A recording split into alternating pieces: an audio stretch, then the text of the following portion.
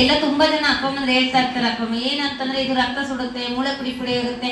ಅದಕ್ಕೆ ಎಲ್ಲಿ ಯಾವಾಗಲೂ ನಾವ್ ಏನ್ ಹೇಳ್ತಿರ್ತೀವಿ, ಈ ಪ್ರೂಫ್ ಮಾಡ್ಕೊಳ್ಳಿ, ಕ್ಲಿನಿಕಲ್ ರಿಪೋರ್ಟ್ಸ್ ತನ್ನಿ, ನಿಮ್ಗೆ ಏನೆಲ್ಲ ಪ್ರಾಬ್ಲಮ್ಸ್ ಇದೆ ಅದನ್ನ ರಿಪೋರ್ಟ್ಸ್ ತನ್ನಿ. ಇಲ್ಲ ಅಂತಂದ್ರೆ ಒಂದು ESR ಟೆಸ್ಟ್ ನ ಮಾಡಿಸಿ, ಅಂದ್ರೆ ಬ್ಲಡ್ ಅಲ್ಲಿ ಇನ್ಫೆಕ್ಷನ್ ಎಷ್ಟಿದೆ ಅನ್ನೋದು ಗೊತ್ತಾಗುತ್ತೆ. ಆಮೇಲೆ ನೆಕ್ಸ್ಟ್ ಒಂದು ವಾರ ನೀವು ಸ್ಪೆಷಲ್ ಥೆರಪಿ ಅನ್ನೋದು ಮಾಡುವಾಗ ನೆಕ್ಸ್ಟ್ ಏನೆಲ್ಲ ಚೇಂಜಸ್ ಆಗುತ್ತೆ.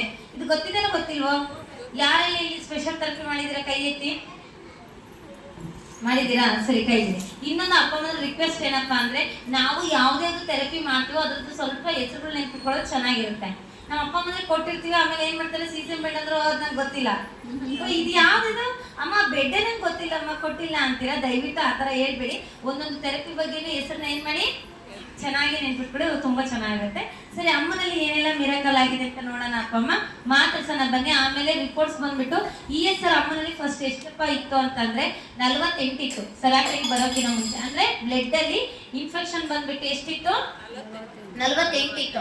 ಆ 48 ಇರುವಾಗ ಅವರಲ್ಲಿ ತುಂಬಾ ಪೇನ್ ಬರ್ತಾ ಇತ್ತು, ಬಾಡಿ ಫುಲ್ ಪೇನು, ಕುತ್ಕೊಳಕ್ ಆಗ್ತಿರ್ಲಿಲ್ಲ, ನಿಂತ್ಕೊಳಕ್ ಇರ್ಲಿಲ್ಲ, ಇಷ್ಟ ಆಕ್ಟಿವ್ ಆಗೋ ಅಮ್ಮ ಇರ್ಲಿಲ್ಲ. ಬಟ್ ಈ ಸೆರಾಪಿಗೆ ಬಂದು ಒಂದು ವಾರ, ಅವ್ರು ರೆಗ್ಯುಲರ್ ಆಗಿ 1 ವಾರ ಬಂದ್ರು. ಅದಾದ್ಮೇಲೆ ಅವರು ಸ್ಪೆಷಲ್ ಥೆರಪಿಗೆ ಆಯ್ಕೆ ಆದ್ರು. ಅದಾದ್ಮೇಲೆ ರೆಗ್ಯುಲರ್ ಆಗಿ 1 ವಾರ ಏನ್ ಮಾಡಿದಾರೆ, ಈ ಸ್ಪೆಷಲ್ ಥೆರಪಿ ತಗೊಂಡು ಅವರಿಗೆ 8% ಏನಾಗಿದೆ, ಕಡಿಮೆ ಆಗಿದೆ. ESR 41ಕ್ಕೆ ಬಂದಿದೆ. ಸರಿನಾ ಅಪ್ಪ ಅಮ್ಮ? ಅಂದ್ರೆ ಕಡಿಮೆ ಆಯ್ತು, ಜಾಸ್ತಿ ಆಯ್ತಾ? ಕಡಿಮೆ ಆಯ್ತಲ್ಲ. ಇದು ಕಡಿಮೆ ಆದಾಗ ಅಮ್ಮನಲ್ಲಿ ಏನೆಲ್ಲ ಚೇಂಜಸ್ ಆಗಿದೆ ಮಾತಾಡ್ಸೋಣ ಬನ್ನಿ. ಅಮ್ಮ ನಮಸ್ತೆ, ನಿಮ್ಮ ಹೆಸರು? ಎಲ್ಲಿಂದ ಬರೋದು? ಚಿಗಟೇರಿಯಿಂದ ಬರೋದು. ಸರಿ ಅಮ್ಮ, ನಿಮ್ಗೆ ಏನೆಲ್ಲ ತೊಂದರೆಗಳಿದ್ವು ಅಮ್ಮ? ಕಾಲು ನೋವು, ನಡು ನೋವು, ಬೆನ್ನು ನೋವು, ಮತ್ತೆ ಕಾಲು ನೋವಿತ್ತು, ಬೆನ್ನು ನೋವಿತ್ತು, ಸುತ್ತ ನೋವು ತುಂಬಾ ಬರ್ತಾ ಇತ್ತು. ಎಷ್ಟು ದಿನದಿಂದ ಇತ್ತು ಅಮ್ಮ ಈ ಪ್ರಾಬ್ಲಮ್? 2 ವರ್ಷ ಆಗ್ತದೆ. 2 ವರ್ಷ ಆಯ್ತು. ಈ ತೊಂದರೆಗೆ ನೀವು ಎಷ್ಟೆಲ್ಲ ಕಷ್ಟ ಆಗ್ತಿತ್ತು ನಿಮ್ಗೆ? ಕಷ್ಟ ಒಂದು ಭಾರಿ ಕಷ್ಟ. ಕುಂದ್ರಕ್ಕೆ ಎದಳ ಕಷ್ಟ, ಬೈಕ್ ಕೈ ಊರಿ ಎದಳ ಕಷ್ಟ, ಕೂತ್ರೆ ಎದಳಕ್ಕಾಗ್ತಲ್ಲ, ಎದ್ರೆ ಇದು ಮಾಡೋಕ್ಕಾಗ್ತಿಲ್ಲ, ಕೈ ಊರಿ ನೀವು ಏನು ಮಾಡ್ಬೇಕಾಗಿತ್ತು? ಮಾಡ್ತಿದ್ರು. ಟ್ಯಾಬ್ಲೆಟ್ ಎಲ್ಲ ಎಷ್ಟು ತಗೊಳ್ತಿದ್ರಿ? ಟ್ಯಾಬ್ಲೆಟ್ ಭಾಳ ತಗೊಂಡು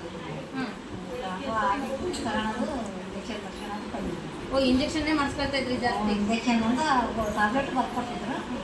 ಅವಾಗ ಇವಾಗ 2 ತಿಂಗಳಿಗೆ 3 ತಿಂಗಳಿಗೆ ಒಂದು ಸರಿ ಅಷ್ಟು. ಆಮೇಲೆ ಈ ಸರಾಕಿಗೆ ಎಷ್ಟು ದಿನದಿಂದ ಬರ್ತಾ ಇದ್ದೀರಾ ಮನೆಗೆ? 24 ದಿನ ಆಯ್ತು. ಈ 24 ದಿನದಲ್ಲಿ ನಿಮ್ಗೆ ಎಷ್ಟು % ಗುಣ ಆಗಿದೆ? 3 ಭಾಗದಲ್ಲಿ ಎಷ್ಟು ಭಾಗ? ಒಂದು 50 ಭಾಗ. ಜೋರಾಗಿ ಕ್ಲಾಸ್ ಹಾಕಿ ಹಾಕೊಂಡು. ಯಾವಾಗ ಏನೆಲ್ಲ ಚೇಂಜಸ್ ಆಯ್ತು ಹೇಳಿ.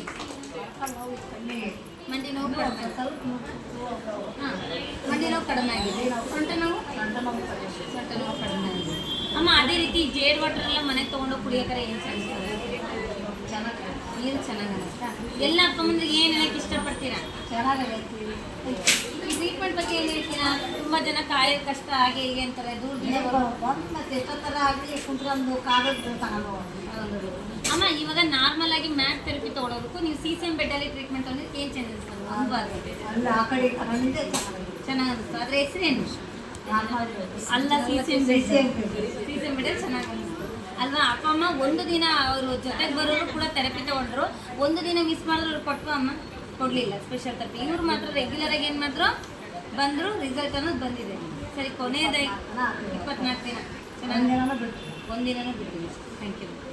ಜರ ಈ ಕ್ಲಾಸ್